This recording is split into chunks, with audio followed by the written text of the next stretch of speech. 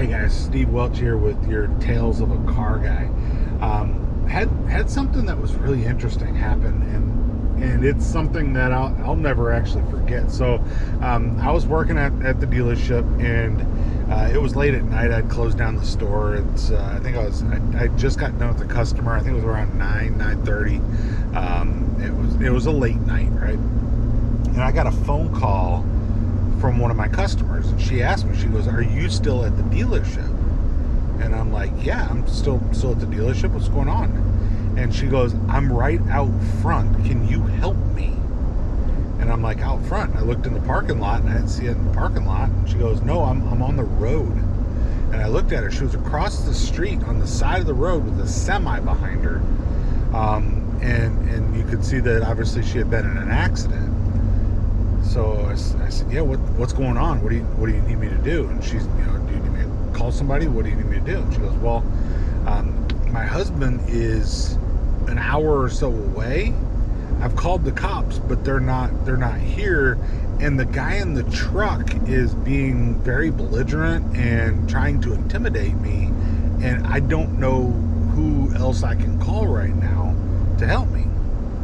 So basically, like I said, I had somebody. I wasn't quite done with the person that was there, but I had somebody that was there that was going to help me out, and I drove out front. I took my car out front and put my car right in front of hers. Now this was middle of November. I remember it very well, actually, but it was sub-zero. Seemed it was probably about 30, but sub-zero temperatures. But it was cold, right? So she's sitting there, side of her car is smashed in pretty good. You see that the semi, the right front of his car was smashed in pretty good on the side there, that busted out his headlight and stuff. I get over there, and the guy jumps out of his truck. So I'm going to walk to her window. She had rolled down her window for me. I'm going to walk to the window, and this guy, a short guy, jumps out of his truck and starts screaming at me, "Who the are you?" Right? And I was like, "It don't matter who I am, get back in your truck." And he's like, "No, you have no part in this." And I said, "I got every part in this, now get back in your truck." And he kept trying to come at me, so I turned back around and took a couple steps towards him, and I said, "You might ought to get back in your truck." So he walked back to his truck at that point and stood in his truck, right? Or sat in his truck. So the next thing, I'm sitting there and I'm talking to her, and I'm just kind of, getting what happened. And she's like, "Well, he ran the red light to make a right turn, and I was in the right lane, so he had turned into the left lane." So it's kind of the easy way to describe it. So there's two lanes that head one way, two lanes that head the other way, and a center turn lane. It's not a highway by any means. It's just a busy road, right? So it was Broadway with downtown Nashville, right? So he turned into the far left lane, so she was clear, so she went straight ahead, right? And by the time that she almost passed his cab, he turned into her and hit her right rear side. Well, apparently at that point he got out and he started screaming at her, "You hit me, you this, you that," and starts cussing at her and everything else. She didn't know what else to do. She locked her doors, rolled her windows up, made sure that, she just sat there, called the cops, and then she called me. So I was out there, and she's like, "You can sit in my car if you want." And I was like, "I'm not sitting in your car. I want to see if he gets out of his truck." So she had her window down so I could get a little bit of heat from her car, and I was standing in front of her window watching him. Well, I didn't know this at the time, but apparently there was a gentleman that was in the left lane next to her, had a dash camera, and that turned out to be instrumental, right? Because it's his word against hers, right? No, not when there's a camera, right? So the guy had pulled up before I ever knew what happened and said, "Hey, I have a dash cam video of what just happened. What's your email?" And the girl gave him her email address, and he sent her an email that had the video of what actually happened. So And what actually happened was pretty cut and dry. He pulled into that left lane. She almost got past him, and then he turned into the right because he didn't see her, right? He didn't see her there or whatever, and he basically, I mean, it popped off. I mean, it did some damage. She probably had, you know, $5-6 grand in damage.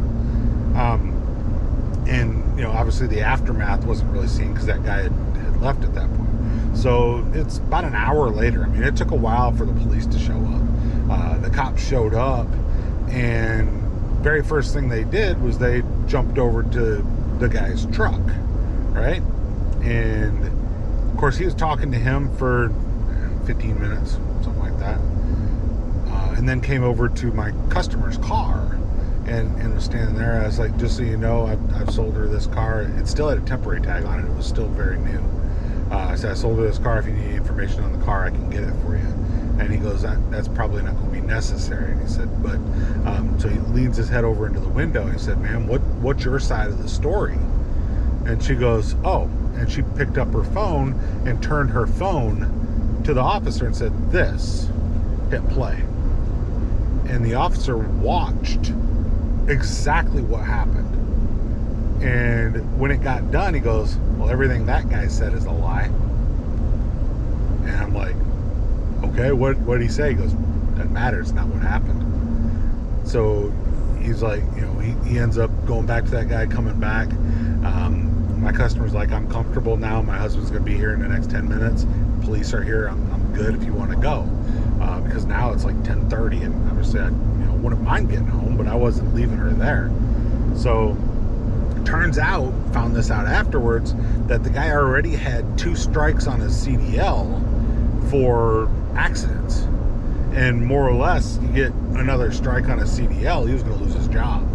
So he's, if he got another accident, another ticket, another whatever. So his plan was to hop out of the truck, scream at her, get her all upset to where maybe she drives off, maybe she goes, maybe it was my fault, or something like that. Maybe she relents in some way. He figured that by being the guy that he tried to be, that he could get her to accept responsibility so he didn't have to. And I commended her on saying, look, you did the exact right thing. Roll your windows up, lock your doors. We're waiting on the cops. I'm not talking to you. There's no need to talk to her, or to talk to him. So that right there, that one instance is the reason I got a dash cam. Because that person, if he didn't have a dash cam and didn't offer it to her, then there you go, right? If he didn't have that, then so if he didn't have that dash cam and he didn't offer that film to her and email it to her, there's a chance at least that the police officer might have accepted that she hit the trucker. And maybe, right? Now maybe he would have, been able to put it together, but anytime that it's a my word against yours, her word against his kind of a thing, you never know what is going to be believed or who tells the best story. The best thing about a dash cam is it doesn't matter who tells the best story, because the story is what the story is. Now realize it can always tell on you. You do it wrong, it can tell on you. If that semi had the dash cam, then it would have told on him, right? But if you're not doing the wrong thing, it's probably better for you if you have the dash cam. So, but there you go. And I've got a couple dash cams I reviewed, a couple that I've looked at, and that I've liked. So definitely check some of those out in my product reviews and see what you think there. But yeah, so Tales of a Car Guy, actually out front of the dealership, helping one of my customers long after I was supposed to have gone home. So, but yeah, I'll never forget that. Never forget her. Never forget the situation. So, get y'all a dash cam. It's worth it. So, Steve Welch, Tales of a Car Guy. You guys have a good day. Bye.